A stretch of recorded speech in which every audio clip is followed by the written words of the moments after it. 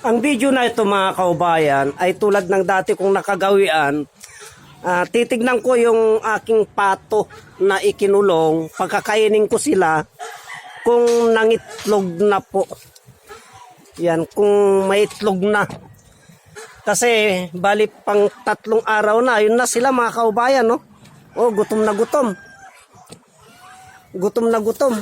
Pakakainin ko muna sila mga kaubayan. Nakuan. Ito, pakakainin ko muna sila mga kaubayan. Ay, lalagyan ko yung pagkain nila pala doon. Ayun pala yung pagkain nila. Itong gansa ko naman, laging nakabuntot.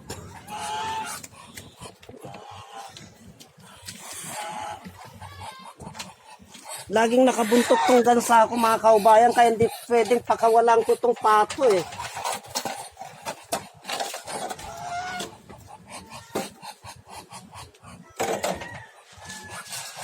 Kasi awayin niya.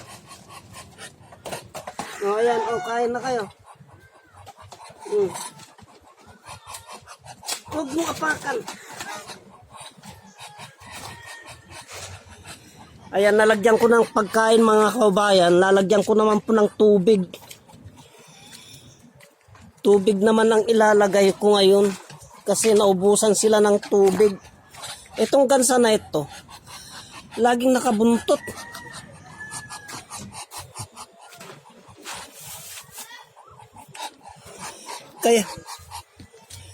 Kaya sila nag-aaway. Alis ka dito ah! Ay, nako.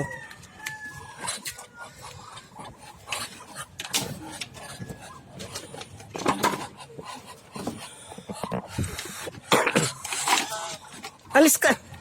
Oo. Paano ako makapaglagay ng tubig?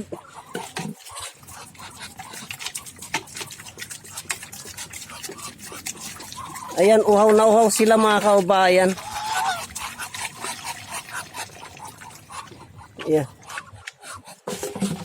Gustong mag-away ng gansa at pato, kaso nakakulong po siya.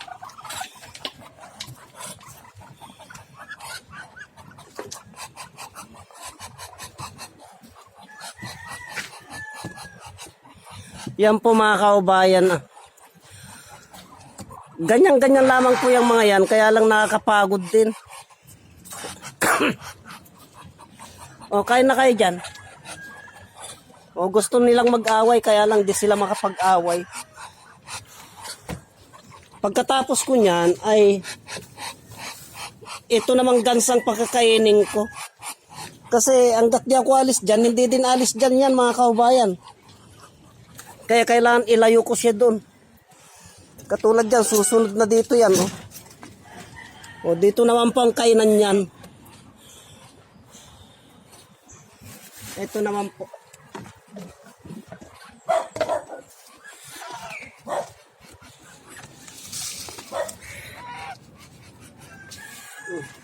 Huwag mo apakan. O, dyan. O, kumain ka na. Ganyan po kakulit yan mga kaubayan. Ang kulit ng gansa ko. Hanggat di ko po kinakarga yan, hanggat di ko po kinakarga ito, hindi po mananahimik yan.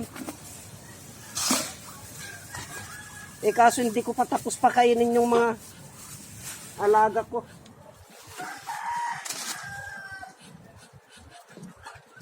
Kasi maglalagay pa ako ng tubig sa inuminan niya. Kaya bubuksan ko muna yung gripo mga kaubayan. Buksan ko muna yung gripo doon.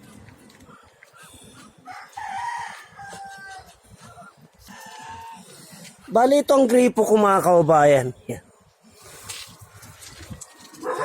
Pag nabuksan ko yung gripo na ganyan, kakargaan ko naman ngayon yung inuminan ng gansa doon. Kasi buntot ng buntot tong gansa na ito eh. Kung nasaan ako, nandun din yan. Yan, papaliguan ko muna po siya. At yan nga mga kaubayan, hanggat pinapaliguan ko ang aking alagang gansa ay panay ang kinding niya, panay ang pasyonsyo niya mga kabayan. Gustong gusto niya po. Pag ganyan na pinapaliguan mo ng tubig na galing sa hose, akala niya ay ulan. Kaya yan, halos ayaw na niyang tumigil. Ikaw na lamang pong magsasawa na magpaligo sa kanya. Yan nga po, itinigil ko na ang pagpapaligo sa kanya. Kaya yan, palapit na siya sa akin at nagrereklamo pa yan. Yang style niya na yan mga kababayan.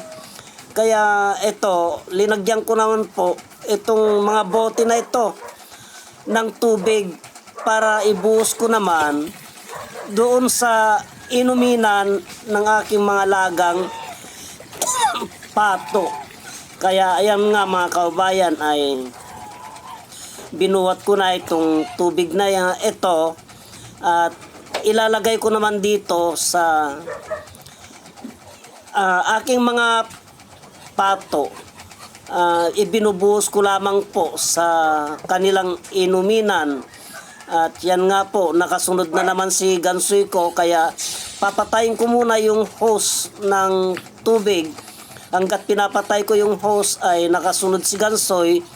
At nung nakita niyang lalapit ako sa aking mga pato ay nagalit. Hinahamon niya po mga kaubayan yung pato kong barako. Kaya lang walang magawa ang aking pato na barako kasi nakakulong nga po siya mga kaubayan.